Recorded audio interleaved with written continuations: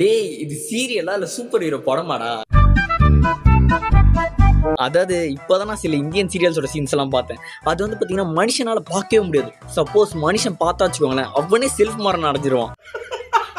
இப்ப நான் அந்த மாதிரி பார்த்த ஃபர்ஸ்ட் சீரியல் சீன் காட்டுறேன் பாருங்க.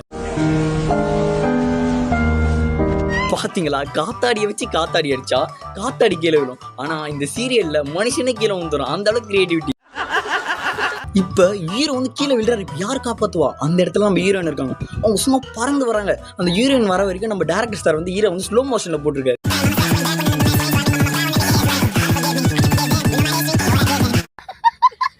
ஆனா ஹீரோ வந்து பொறுமையா தான் விழுவாரு. அவங்க வந்து பாத்தீங்கன்னா பிடிக்கிறாங்க. எதை பிடிக்கிறாங்க? காத்தாடிய. ஒரு நார்மல் மனுஷனா இருந்தா 2 பேருமே செத்துடணும். ஆனா இவங்க காத்தாடியை பிடிச்சிட்டு நம்ம ஹீரோவை காப்பாத்துறாங்க. என்ன ஒரு கிரியேட்டிவிட்டி. இந்த சீனே வந்து பாத்தீங்கன்னா ஏத்துக்க முடியாத சீனு.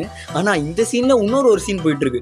எப்படின்னா இவங்க வந்து அந்த காத்தாடியில வந்து பிடிச்சிட்டு இருக்காங்கல்ல, இதை வந்து பாத்தீங்கன்னா ஒருத்தவங்க வந்து நின்று பட்டம் விட்டுட்டு இருக்காங்க. இந்த சீரியல் சீன்லயே வந்து பாத்தீங்கன்னா கிரியேட்டிவிட்டியை வந்து என்னால ஏத்துக்கவே முடியல. இப்போ அடுத்த ஒரு சீரியலோட சீன் இருக்கு, அதை பாருங்களேன். டேய் அதாச்சு ஒரு நார்மல் மனுஷனா இருந்தா ஒரு அடி அடிச்சா எப்படி போவான்? தடு மாதிரி இப்படி கீழே விடுவான். ஆனா இந்த பொண்ணு என்ன பண்ணுது, இந்த சீரியலோட சீனை பொறுத்திருக்கும். அந்த அம்மா வந்து பார்த்தா ஒரே அறை தான் அறையிறாங்க. அந்த அறையில இந்த பொண்ணு பெல்ட்டி வச்சு அங்கேயே வந்தா கூட ஏத்துருந்துருக்கலாம். ஆனா இந்த பொண்ணுனா மாடியில இருந்து கீழே விழுது.